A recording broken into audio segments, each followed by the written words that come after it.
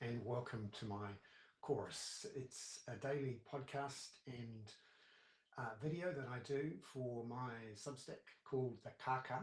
It's all about Aotearoa's political economy around housing, climate, and poverty.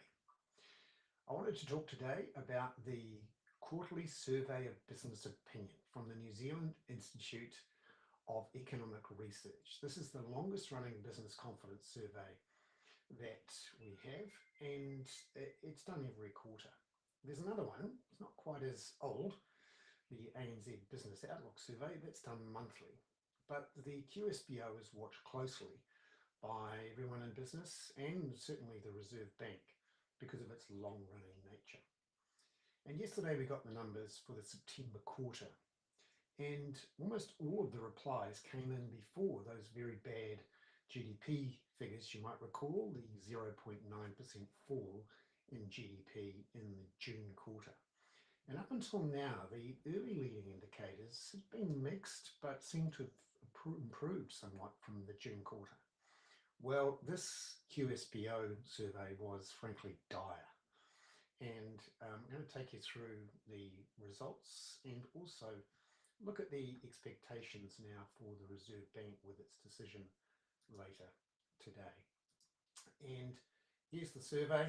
You can see that the big old dive down there, 2023, 2024, and then a bounce back up. This is the measure of so-called domestic trading activity. Remember, there's a couple of things that this survey does. It asks, how do you feel about the wider economy? And how do you feel about your own business? Also, what's actually happened in your business in the last quarter? So it's quite a good measure, not just of general impressions, but actual experience. And it's a good leading indicator for what's happening in the economy, particularly the one around expectations for the next quarter. And domestic trading activity for the next quarter is pretty closely aligned to GDP. So there has been a bounce, but it remains below zero. And it shows that there is a real risk of that downturn in the June quarter extending. And a bunch of the economists commented yesterday that there's now a higher risk that we stall again in the September quarter, which has just finished. And the overall picture here is that the economy remains stuck in the mud. In fact, that's a quote from ANZ economist. And that later today, we're more than likely to get a 50 basis point cut rather than a 25 basis point cut. Other news today, I think it's worth noting, there's a poll that's come out from Horizon Research, reported in Stuff, that the pay equity reversal looks likely to shift about 160,000 votes, which would be enough to cost the government re-election next year if it was replicated. So here's the quote from Jane Turner at ASB. The economy may have turned a corner, but we are failing to gain traction to get out of this hole. The wheels are spinning in the mud.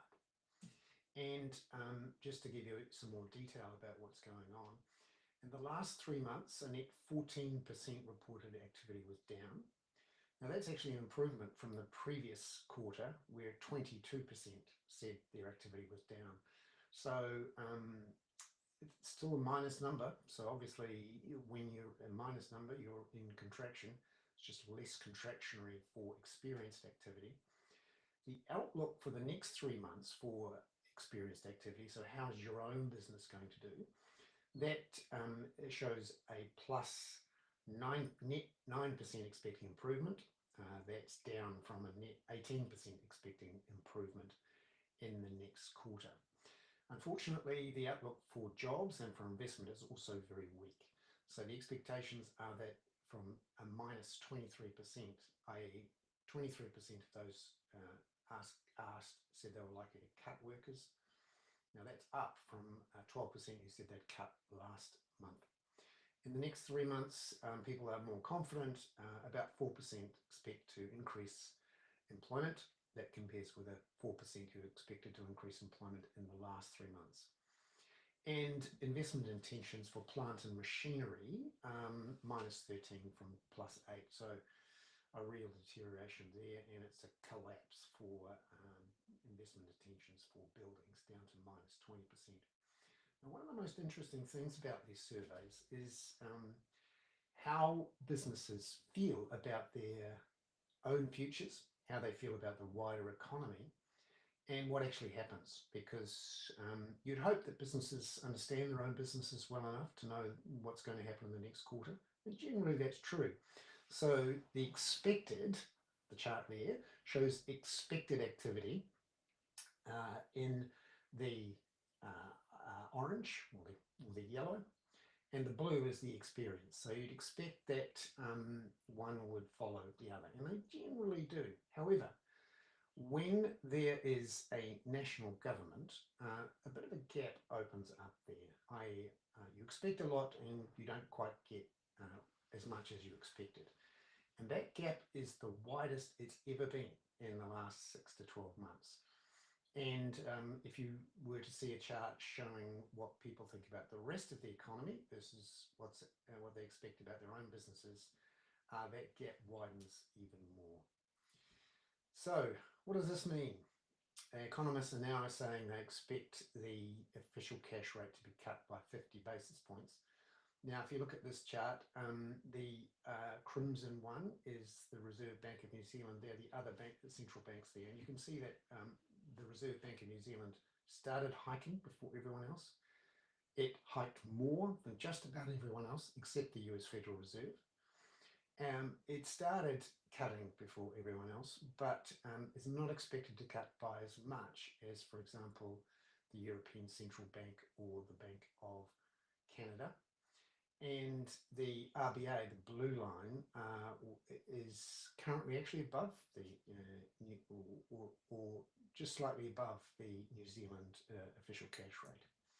So just a few other things to watch out for today that I've put in today's email newsletter. The deep dive of the day, so a well-reported piece there from RNZ into what advocates for homeless teenagers in Auckland are saying about the decision to force unemployed teenagers to go home and to cut the benefit for them if their parents earn more than $65,000. According to Manaaki Rangatahi, its CEO Bianca Johansson, she says this will see more rangatahi becoming homeless, and we don't have the infrastructure in this country to support them. That's one of the basic issues here. We keep inviting in lots of people and we don't build before they come. The feature of the day, I just wanted to point to a piece that's in Stuff. This is a deeply reported interview with a jobless man named Robert Purchase from Auckland, who's applied for 8,000 jobs in the last 2 years. Problem for him, of course, is that 28 years ago he was convicted of an assault, and that's why he can't get a job. He's still positive and he's moving forward, but this is a good chance to again look at this issue of clean slate reform. The idea that if it's a relatively minor criminal offence, that it is taken off the records so that employers can't see it 28 years later. The investigation of the day, I point you to Paula Penfold's piece in which she's had a good look, along with Paddy Gower, at some of the issues around gambling, and has some particular stories about addiction to gambling, and these stories are awful. Now, in today's papers, we have in the New Zealand Herald leading with Winston Peters having a crack at the Greens over the damage to his window, saying that the Greens encourage this. All political parties, including the Greens, have said that they opposed any violence or any of the breaking of windows. And you can see there that the New Zealand Herald in its business section leads with that poor business confidence survey. In the Post today, the lead is a scoop from Tom Hunt that Tory Whānau is going to unleash in her valedictory address. And a bit of a scoop here on ACC pulling back from its hybrid working provisions. Essentially, staff quite like to work from home. Interesting little piece from Tom Polistrica as well. I think following up on some stuff in the newsroom yesterday. Adrian Orr agreed to a non-disparagement clause in his exit agreement, which saw him being paid $416,000. In the press today, the closure of a festival, and also it looks like the mayoral race is going to be quite tight.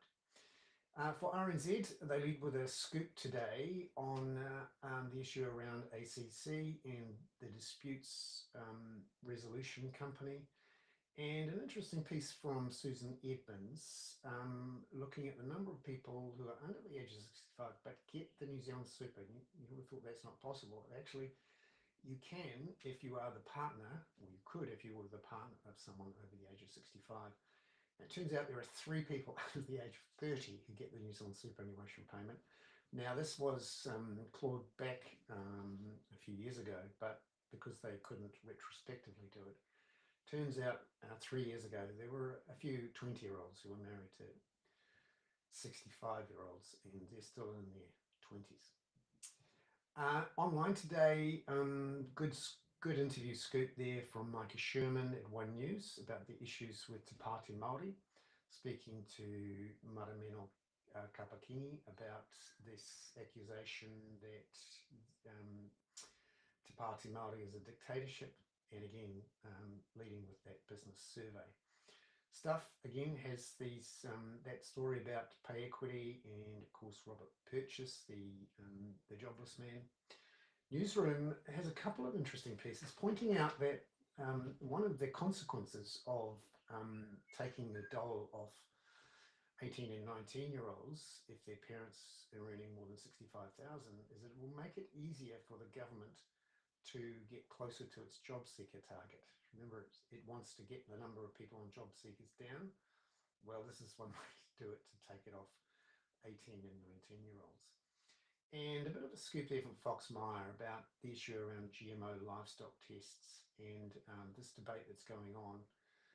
Interesting little subplot there. New Zealand First, with the encouragement of its anti-vax, anti-mandate, pro-organics lobby, trying to stop GMO from going through.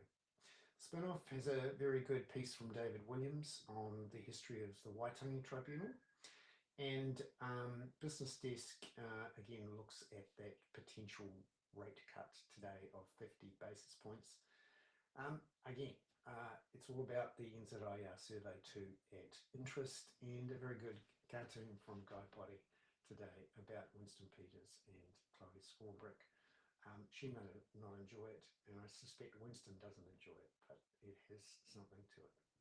I'm Bernard Hickey. That was today's chorus for Wednesday, October the 8th. Ka kite anō.